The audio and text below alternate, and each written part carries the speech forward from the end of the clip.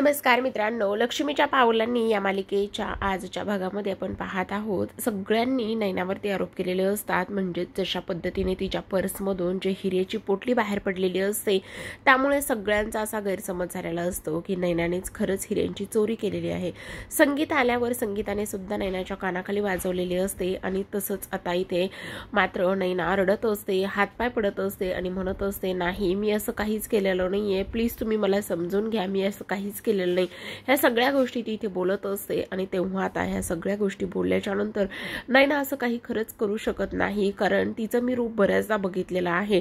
तिनं जर एखादी गोष्ट केली तर ती मानवर करून आणि त्यासोबत त्या स्टोऱ्यामध्ये ती सांगत असते असे आबा म्हणत असतात. आणि आत्ता मात्र ती अगदीच पाय धरत आहे, रडत आहे आणि त्यामुळे मला असं वाटतंय की एक वेळा विचार करावा. मला असं वाटतंय की ह्या सगळ्या गोष्टीमध्ये नैनाचा काहीच हात नसावा, जसं की इथे नैनाने काहीच केलेलं नसेल असं इथे बोलत असतात. पण कला म्हणत असते, नैनाताई जर तू असं काही केलेलं असशील तर प्लीज असं काही केलं असेल तर तू नक्कीच सांग, असं सुद्धा आता इथे जी कला आहे ती इथे बोलत असते. कलाने ह्या सगळ्या गोष्टी बोलल्याच्या नंतर आबाने मात्र आता नैनाला एक चान्स दिलेला असतो. त्यावर आता इथे कला म्हणत असते, अद्वैत तुला एक गोष्ट आठवते का, ती म्हणजेच की इथे राहुलवर जेव्हा आरोप झाले होते त्यावरती तो तुझा भाऊ आहे असं तू म्हटला होतास आणि तेव्हा तू त्याच्यावरती विश्वास ठेवला होतास. पण मी माझ्या बहिणीवरती विश्वास ठेवणार नाही, तर इथे तिला मी एक चान्स सुद्धा देणार आहे, पण विश्वास तर ठेवणार नाही. पण एक गोष्ट मात्र तेवढीच करा खरी आहे, एकाला एक न्याय आणि एकाला एक न्याय असं कसं चांदेकर. त्यावर आता आबा सुद्धा म्हणत असतात, हो अगदीच कला बोलते ते सगळं काही मला पटतंय, कारण एकाला एक न्याय आणि एकाला एक न्याय असं नाही करायला पाहिजे. कारण राहुल चुकला होता त्यावेळेस त्याला एक संधी, एक चान्स दिलाच होता, मग नैनाला सुद्धा एक संधी आणि एक चान्स द्यायला हवा असं इथे आबा बोलत असतात. आणि मला कलाचं म्हणणं पटत आहे अद्वैत असं इथे ते बोलतात आणि सरोजला सुद्धा ह्या गोष्टी ते पटवून सांगत असतात. पण आता मात्र इथे आबांनीच अक्षरशः नैनाची बाजू घेतलेली आहे, कारण आबांना असं वाटत असतं तुमच्या ह्या आत्ताच्या पिढीपेक्षा आम्ही पुढे जे आहोत ते कमीत कमी त्याच्या वागण्यावरून, बोलण्यावरून आणि एकंदरीत पाहण्यावरून तरी आम्हाला नक्कीच समजेल किंवा समजतं की ह्या व्यक्तीने किंवा ह्या समोरच्या व्यक्तीने असं काहीच केलेलं नाहीये वगैरे. आणि म्हणूनच आता आबांनी हा निर्णय घेतलेला असतो. इकडे मात्र रोहिणीची चांगलीच फाटलेली असते. ती म्हणत असते, ह्या राहुलने यावेळी खूपच जास्त माती खाल्लेली आहे, त्याला नक्कीच आपण ह्या गोष्टी इथे समजून सांगायला पाहिजेत आणि त्याचबरोबर त्याने हे सगळं का केले, कशामुळे केले हे सुद्धा जाणून घ्यायला पाहिजे. आता कला आणि अद्वैत जे आहे ते त्यांच्या खोलीमध्ये असतात आणि जी आपली जी काही कलाची आई आहे संगीता, ती कलाकडे गेलेली असते आणि ती म्हणत असते की खरंच कले मला खूप जास्त वाईट वाटत आहे, हे सगळं काही नैनीने का केलं असेल, कशामुळे केलं असेल. त्यामुळे संगीता रडत असते. तेव्हा आता कला म्हणत असते, आई तू स्वतःला वाईट वाटून घेऊ नकोस आणि त्यासोबतच सर्वात महत्त्वाचं म्हणजे तू काय केलेलं आहेस, तू काहीच केलेलं नाहीयेस, नैनाताई चुकली त्यामध्ये तुझी काय चूक आहे. तेव्हा आता इथे संगीता म्हणत असते, पण ह्या नैनीने एवढी कशी माती खाल्ली मला तेच कळत नाही आणि तुम्हा सगळ्यांना एवढा सगळा काही मनस्ताप झालेला आहे, ह्या सुद्धा गोष्टी इथे मला खूपच जास्त त्रास देत आहेत असं सुद्धा आता इथे संगीता जी आहे संगीता इथे बोलत असते. आणि तेव्हाच आता इथे जो काही अद्वैत आहे तो सुद्धा इथे बोलत असतो, अगं तुम्ही अजिबातच खरे बाई असं स्वतःला त्रास करून घेऊ नका, कारण यामध्ये तुमची अजिबातच चूक नाहीये. इकडे मात्र रोहिणीने कलाचं बोलणं ऐकलेलं असतं. तिने असं ठरवलेलं असतं की नाही, काही जरी झालं तरी सुद्धा ह्या सर्व गोष्टींच्या मुळाशी मी जाणार. आणि तेव्हा रोहिणी म्हणत असते, एकदा का ह्या कलाने एखादी गोष्ट ठरवली तर ती गोष्ट करूनच सोडते आणि ही काय आता सगळे पुरावे आणि त्याचबरोबर खरं काय आहे हे शोधून काढल्याशिवाय शांत बसणार नाही, मग मलाच काहीतरी करावं लागेल असा इथे रोहिणी विचार करते. असा विचार करूनच आता ती अद्वैतकडे जाते. अद्वैतकडे गेल्याच्या नंतर अद्वैतशी बोलत असते. ती म्हणत असते, अद्वैत मला तुझ्याशी थोडंसं बोलायचं आहे आणि त्यासोबतच तुम्ही म्हणताय की हे सगळं काही नैनाने केलं नसेल, मान्य आहे नैनाने केलं नसेल, पण घरातूनच कुठल्या व्यक्तीने न करण्यापेक्षा ऑफिसमध्ये सुद्धा असं कोणीतरी असेल ना. हे बघ, ऑफिसमध्ये सुद्धा खूप जास्त गरजू लोक असतात, त्यासोबत सर्वात महत्त्वाचं म्हणजे की इथे ऑफिसमधल्या लोकांना सुद्धा पैशाची खूप जास्त गरज असते. मग ऑफिसमधल्याच असं कोणीतरी एखादी व्यक्ती असेल की तिने हे सगळं काही केलेलं असेल, मग आपण घरी शोधण्यापेक्षा ऑफिसमध्ये नक्कीच ह्या सगळ्या काही गोष्टी ते शोधू शकतो असं इथे ती अद्वैतला बोलत असते. अद्वैतला ह्या सगळ्या गोष्टी इथे बोलल्याच्या नंतर अद्वैत म्हणत असतो, हो आत्या तू नको काळजी करू, आपण सगळं काही व्यवस्थित हँडल करू आणि सगळ्या काही गोष्टी तपासून मगच हे करू. इथे मात्र आता कलाशी बोलून झाल्याच्या नंतर संगीता अद्वैत समोर हात जोडत असते आणि अद्वैत समोर हात जोडून कलाने केलेल्या गोष्टीबद्दल माफी मागत असते. मी माझ्या नैनाने केलेल्या गोष्टीबद्दल मी माफी मागते असं इथे ती बोलते आणि माझी नैनी चुकली असं सुद्धा इथे ती बोलत असते. त्यावर अद्वैत म्हणत असतो, अहो खरे बाई तुम्ही असं का करताय आणि त्याचबरोबर या सगळ्यामध्ये तुमची काही चूक नाहीये. नैनाने केलेल्या चुकीची शिक्षा किंवा नैनाने केलेल्या चुकीचं गिल्ट तुम्ही स्वतःला का देताय. तुम्ही काळजी करू नका, आम्ही सगळं काही शोधून काढू आणि ह्या सगळ्या गोष्टी शोधल्याच्या नंतरच आम्ही इथे शांत बसू असं सुद्धा आता इथे अद्वैत जो आहे तो इथे बोलत असतो. अद्वैतने ह्या सगळ्या गोष्टी इथे बोलल्याच्या नंतर संगीताला थोडा तरी कुठे जाऊन आधार मिळालेला असतो. तिला असं वाटत असतं की नाही, काही जरी झालं तरी सुद्धा हे सगळं ह्या पद्धतीने झालेलं आहे. त्यामुळे मला असं वाटत आहे की आता नाही, हे बघ खरे तुला एक गोष्ट आठवते का, आणि ती म्हणजेच की आपण हे सगळं काही घरी शोधण्यापेक्षा ऑफिसमध्ये शोधलं तर.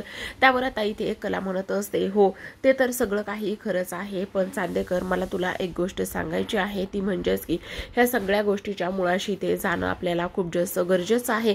ह्या सगळ्या गोष्टीच्या मुळाशी आपल्याला पोहोचणं खूप जास्त गरजेचं आहे. कारण आता इथे नैनाताईंने काही जरी केलेलं नसलं किंवा तिच्यावर मी विश्वास ठेवून तिला माफ तर करणार नाही.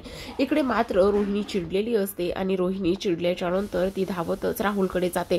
राहुल जो मोबाईलमध्ये गेम खेळत असतो त्याच्या हातातून ती सनकन मोबाईल काढून घेते आणि त्याला म्हणत असते, मूर्खा डोक्यावर पडलास का, इथं काय मोबाईलमध्ये गेम खेळत बसलेला आहेस. आणि मोबाईलमध्ये गेम खेळण्यापेक्षा सर्वात महत्त्वाचं म्हणजे एवढे सगळे काही तू उद्योग वाढवून ठेवलेले आहेस, ते उद्योग निस्तरायचे सोडून तू असं हे सगळं मोबाईलमध्ये गेम खेळत बसलेला आहेस. तुला कळतंय का तू काय केलंस. त्यावर राहुल म्हणत असतो, अगं मम्मा तू नको काळजी करूस, मी असं एवढं सगळं केलेलं आहे आणि त्यासोबत सर्वात महत्त्वाचं म्हणजेच की तुला काळजी करण्यासारखं काहीच नाही, कारण मी आतापर्यंत एकही पुरावा इथे मागे सोडलेला नाहीये. ज्या ज्या काही गोष्टी मी इथे केलेल्या आहेत त्याबद्दल तू अजिबात काळजी करू नकोस असं सुद्धा आता इथे तो बोलत असतो. आणि त्याचसोबत मी बघितलंच ना कसं साफसफाईनंच अगदीच ह्या सगळ्या गोष्टी इथे केलेल्या आहेत. म्हणजेच मी एक गोष्ट केलेली आहे ती म्हणजेच की इथे मी ते हिरे कसे नैनाच्या पर्समध्ये टाकले आणि ते सगळे हिरे मी नैनाच्या पर्समध्ये टाकल्याच्या नंतर सगळा काही आरोप तिच्यावरती गेलेला आहे. त्यामुळे तू अजिबातच काळजी करू नकोस ह्या सगळ्या काही गोष्टीची असं इथे तो बोलत असतो. आणि तेवढ्यातच आता इथे नैना आलेली असते. नैना आल्याच्या नंतर असं ह्यांना वाटत असतं की हिने आमचं बोलणं तर ऐकलेलं नाहीये ना, पण आता मात्र ही इथे कशामुळे आली, काय आली हा प्रश्न मात्र इथे आता त्याला सुद्धा पडलेला असतो. आता रोहिणी सगळ्या गोष्टीची सावरासावर करते आणि रोहिणीने सगळ्या गोष्टीची सावरासावर केल्याच्या नंतर तिथून ती कल्टी मारत असते. ती म्हणत असते, ठीक आहे तुम्ही दोघं जण बसा बोलत, मी जाते असं म्हणूनच ती तिथून निघून जाते. ती तिथून निघून गेल्याच्या नंतर आता इथे नैना मात्र म्हणत असते, राहुल खरंच तू किती चांगला आहेस आणि तू सगळ्यांसमोर इथे माझी बाजू घेतलेली आहे. सगळ्यांसमोर तू इथे मला म्हटलं आहेस की तू चुकीची नाहीयेस वगैरे वगैरे, आणि तू सगळ्यांसमोर माझी बाजू घेतल्यामुळे खरंच मला खूपच जास्त आनंद झाला आहे. अशा गोष्टी इथे आता ती बोलत असते. त्यावर आता इथे राहुल म्हणत असतो, तू नको काळजी करू, हे सगळं काही मी कशासाठी केलेलं आहे तर हे तू निर्दोष आहे, ह्या सगळ्या गोष्टीमुळेच मी इथे हे सगळं काही केलेलं आहे असं इथे तो बोलत असतो. तर इकडे मात्र जी कला आहे ती इकडे संगीताकडे जाऊन पोहोचलेली असते. संगीताकडे कला जाऊन पोहोचल्याच्या नंतर आता इथे संगीता म्हणत असते, आज सुद्धा मला कुल्फी खायची आहे. त्यामुळे ती बोलत असते, काय तुला कुल्फी खायची आहे आणि ती सुद्धा आत्ता, आणि त्यावर आता तुझे दात ठणकत होते ते बरे आहेत का. तेव्हा कला म्हणत असते, हो हे सेन्सोडाईन टूथपेस्ट मी जेव्हापासून यूज करते ना तेव्हापासून मला खूप जास्त आनंद झालाय आणि मला अजिबातच त्रास सुद्धा होत नाही. तर इकडे मात्र दुसऱ्या बाजूला कला आणि अद्वैत हे ऑफिसकरिता निघालेले असतात आणि ऑफिसमधूनच त्यांना इथे काउन्सलरकडे सुद्धा जायचं असतं. काउन्सलरकडे जात असताना आता इथे जो काही अद्वैत आहे तो इथे कलाशी बोलत असतो. तेव्हाच आता कलाला सिग्नलवर एक मावशी गजरा विकताना दिसत असतात. कला त्या मावशींना आवाज देते आणि म्हणत असते, मला एक गजरा द्या. आणि तेव्हाच इथे कलाला तो प्रसंग आठवत असतो जेव्हा अद्वैतने एक गजरा घेतला होता आणि कलाला प्रचंड नवीन असताना गजरा आवडायचा, म्हणजे आता सुद्धा आवडतो, पण नवीन लग्न झालं होतं तेव्हा घेतला होता. आणि तेव्हाच इथे त्यानं तो गजरा इथे कलाला न देता देवासमोर ठेवलेला होता. आणि तेव्हा आता तो प्रसंग इथे आठवल्याच्या नंतर कला म्हणत असते, नाही नको नको मला गजरा. आणि तेव्हा आता अद्वैत विचार करत असतो, आता तर चांगली होती, हसत होती, बडबड करत होती, एवढं सगळं काही करत होती आणि आता अशी अचानकच गजरा नको म्हणत आहे. काय झालंय नेमकं? यांचे पण ना मूड कधी बदलतील आणि कधी विचार बदलतील हे काहीच कळत नाही असं इथे अद्वैत बोलतो. आणि अद्वैतने ह्या सगळ्या काही गोष्टी इथे बोलल्याच्या नंतर मात्र काय झालं हिला काही कळत नाही.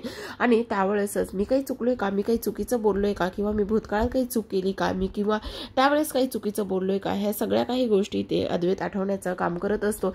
आणि तेव्हाच आता कला म्हणत असते गजरा घेण्यासाठी काहीतरी जुन्या आठवणी, त्यासोबतच चांगल्या काहीतरी गोड आठवणी इथे असल्या पाहिजे ना, मगच गजरा घेऊन माळायला मजा येते. तेव्हा अद्वैतला आठवतं त्याने काय चूक केली होती, काय माती खाल्ली होती. जेव्हा त्याने पहिल्या वेळेस गजरा घेतला होता तेव्हा कलाने हात पुढे केला होता आणि त्याने कलाला गजरा न देता देवासमोर ठेवला होता. आता हे इथे अद्वैतला आठवत असतं आणि त्यामुळे त्याला वाटतंय की अरे वा, त्यामुळे ही गजरा आता घेत नाही, मी त्यावेळेस असं केलेलं होतं म्हणूनच. आणि तेव्हाच आता इथे अद्वैत अगदीच कानामागून हात करूनच त्या मावशींना इकडच्या बाजूने या म्हणून इशारा करत असतो. कारण आता अद्वैतने केलेली जी काही चूक आहे ती त्याला इथे सुधारायची असते. आणि त्यामुळे मावशी ज्या आहेत त्या तिकडून जातात आणि तिकडून अद्वैतकडे गजरा देतात. आता अद्वैतने गजरा घेतलेलाच असतो आणि गजरा घेतल्याच्या नंतर तो विचार करतो नाही हिच्या हातात दिला तर परत ही चिडेल, मग हातात देतच नाही, त्यापेक्षा एक काम करतो हिला ना डायरेक्ट केसालाच गजरा माळून देतो. असं म्हणूनच आता अद्वैत लगेचच कलाच्या केसामध्ये गजरा माळत असतो. आणि कलाच्या केसामध्ये गजरा माळल्याच्या नंतर मात्र कलाला खूपच मोठा धक्का बसतो की हे सगळं काही ते अद्वैतने तिच्यासाठी केलेलं आहे आणि त्यासोबतच याच्यामध्ये एवढा सगळा काही फरक पडलेला आहे आणि हे सगळं काही याने केलेलं आहे. आणि तेव्हाच आता ती गजरा पाहूनच खूपच जास्त हसत असते आणि तिच्यावरती अगदीच गुलाबी लाली जी आहे ती इथे पसरलेली असते. आणि तिला असं वाटत असतं अरे वा, एवढं सगळं काही याच्यामध्ये बदल झालाय, चांगलीच गोष्ट आहे. आणि त्यासोबतच सर्वात महत्त्वाचं म्हणजेच की ह्याने माझ्यासाठी गजरा सुद्धा घेतलेला आहे असं म्हणूनच ती आता गालातच हसतच असते आणि त्याच्याकडे पाहत असते. आणि जो अद्वैत आहे तो मात्र त्याच्या ड्रायव्हिंगकडे तो इथे लक्ष देत असतो. आता सर्वात महत्त्वाची गोष्ट म्हणजेच की ह्या दोघांना काउन्सिलरकडे जायचं असतं. पण ह्या दोघांनी अगोदर असं ठरवलेलं असतं की नाही, आपण आता थोडा वेळ घेतला पाहिजे का, किंवा आता घरामध्ये जे काही वातावरण चाललेलं आहे त्यासाठी थोडा वेळ घेतला पाहिजे का. पण आता काय करायचं दोघांना कळत नसतं. आणि जेव्हाच आता इथे त्या काउन्सिलरकडे जातात तेव्हा काउन्सिलर मात्र त्यांच्या चेअरवरती बसलेले नसून ते मात्र इथे जमिनीवर बसून गाणं गात असतात. आणि गाणं गात असताना अद्वैत आणि कला मात्र त्यांच्या सुरातमध्येच सूर मिसळत असतात. कारण काउन्सिलर जे आहेत ते सुद्धा अगदीच त्याच पद्धतीने गाणं गात असतात आणि त्या गाण्याचे बोल असतात पुढील प्रमाणे.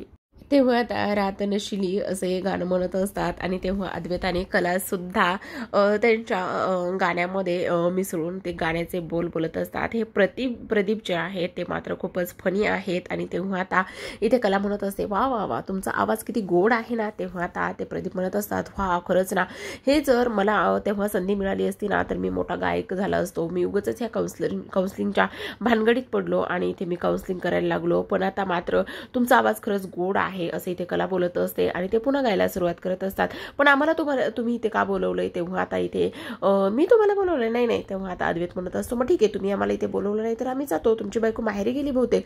तेव्हा आता इथे ते बोलत असतात नाही ना, तोच तर प्रॉब्लेम आहे, जात तर नाही. तेव्हा आता इथे काउन्सिलरवाले बोलत असतात अच्छा, म्हणजे मी तुम्हाला इथे का बोलवलंय ते सांगायचंय. तो तुमच्या आयुष्यामध्ये काय चाललेलं आहे, कशा पद्धतीने तुम्ही जीवन जगताय, किंवा तुमच्या आयुष्यामध्ये सगळं काही सेट आहे ना, ह्या गोष्टी मला जाणून घ्यायच्या आहेत. म्हणूनच मी तुम्हाला इथे बोलवून घेतलेलं आहे. मग तुम्ही बसा ना इथे, अजिबात काळजी करू नका, हे सगळं जाणून घेण्यासाठी मीच तुम्हाला इथे बोलवलेलं आहे असं इथे प्रदीप बोलत असतात.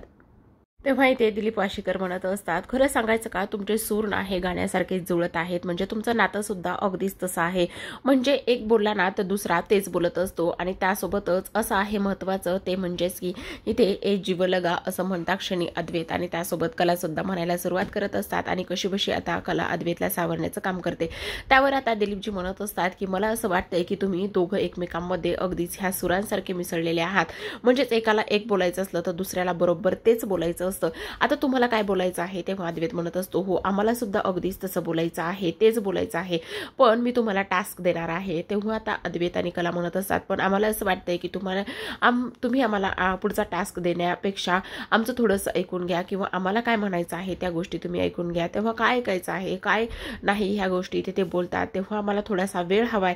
आणि आता काय वेळ हवाय तर इथे पुढील टास्क देण्यासाठी आम्हाला वेळ हवाय. म्हणजेच की आम्ही थोडासा वेळ घेणार आहोत, आम्हाला 1 काम आहे असं इथे दोघं सोबतच बोलतात. तर आता इथे मात्र दिलीपजी खूपच जास्त खुश असतात. तर प्रेक्षकांनो पुढील भागामध्ये काय होणार आहे हे जाणून घेणारच आहोत. पण त्याआधी तुम्ही जर आतापर्यंत आपलं गंध मराठी YouTube चॅनल सबस्क्राईब केलं नसेल तर नक्कीच करा, कारण पुढील भागामध्ये कला ही अद्वैतला म्हणत असते, कारण ह्या सगळ्या शोधपत्रामध्ये आपल्याकडून एक महत्त्वाचा धागा विसरलाय किंवा चुकलाय असं वाटत आहे. आणि तो म्हणजे कोणता, तर श्रीनाथ ज्वेलर्स. हो, ते श्रीनाथ ज्वेलर्स, तिथूनच आपल्याला आता सुरुवात करावी लागणार आहे असं आता कला ही अद्वैतला म्हणत असते. आणि तेव्हा सुद्धा अद्वैत तीच गोष्ट बोलत असतो.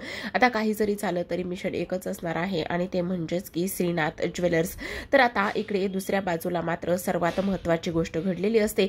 आणि ती सर्वात महत्त्वाची गोष्ट कोणती, तर आता जे काही पोलीस आहेत ते मात्र राहुलला इथे फरफटतच घेऊन आलेले असतात. आणि राहुलला फरफटतच घेऊन आल्याच्या नंतर चांदेकरांच्या घरामध्ये ते इथे राहुलला घेऊन येतात आणि सर्वांसमोरच इथे त्याला ते ढकलत असतात, खाली पाडत असतात. आणि तेव्हाच आता इथे ते बोलत असतात आणि इन्स्पेक्टर साहेब म्हणत असतात, बोल, तू तुझा गुन्हा कबूल करणार आहेस की नाही, का आणखी तुला पोलीस कोठडीमध्ये किंवा जेलची हवा खायची आहे. ह्या सगळ्या गोष्टी ते इथे बोलल्याच्या नंतर मात्र हे सगळं काय आहे ह्यामुळे सगळ्यांना खूपच मोठा धक्का बसलेला असतो. आणि ह्या सगळ्या गोष्टी काय आहेत, पोलीस इथे राहुलला का घेऊन आलेले आहेत हे तर कोणाला समजत नसतं. पण मात्र राहुल म्हणत असतो, प्लीज सोडा मला, प्लीज सोडा मला, आणि मी केलेला गुन्हा जो आहे तो मी इथे कबूल करतो असं सुद्धा आता इथे राहुल बोलत असतो. आणि काय गुन्हा केलेला आहे ही गोष्ट आता इथे मात्र जे आबा आहेत आणि कला आहे ती इथे इन्स्पेक्टर साहेबांना विचारत असते. आणि तेव्हा आता इथे जे काही इन्स्पेक्टर साहेब आहेत ते इथे राहुलने केलेला गुन्हा म्हणजेच की आता इथे श्रीनाथ ज्वेलर्सची हात मिळवणी केलेली आहे. आणि त्याचसोबत इथे आता जे काही हिऱ्यांची रिसीट आहे त्याची सुद्धा अफरातफर केलेली आहे. हे सगळं काही इथे इन्स्पेक्टर साहेब सांगत असतात. आणि तेव्हा राहुल म्हणत असतो, मी माझा गुन्हा कबूल करतो आणि मीच हे सगळ्या काही गोष्टी केलेल्या आहेत हे सुद्धा मी मान्य करतो असं इथे तो बोलत असतो. आणि त्याने ह्या सगळ्या काही गोष्टी ते बोलल्याच्या नंतर मात्र सर्वांना खूपच मोठा धक्का बसतो. पण आपली कला मात्र इथे अजिबात शांत बसत नाही. आणि त्यासोबत कला राहुलच्या तोंडून ह्या सगळ्या काही गोष्टी इथे ती ऐकल्याच्या नंतर राहुलच्या एक सनकण सुद्धा ती इथे कानाखाली मारत असते. राहुलच्या कानाखाली मारल्याच्या नंतर मात्र आता इथे सर्वजण चकित झालेले असतात. आणि त्याचसोबत आता राहुलचं जे भिंग आहे ते सुद्धा इथे सर्वांसमोर फुटलेलं असतं. आणि रोहिणी आता काहीच करू शकलेली नसते, कारण त्याने इथे नैनाला अडकवण्याचं, त्याचसोबत नैनासोबतच जो चांदेकर आहे म्हणजेच अद्वैत चांदेकर त्याला सुद्धा अडकवण्याचं काम केलेलं असतं. तर अशाच नवीन मालिकांचे अपडेट पाहण्यासाठी चॅनलला सबस्क्राईब करा. धन्यवाद.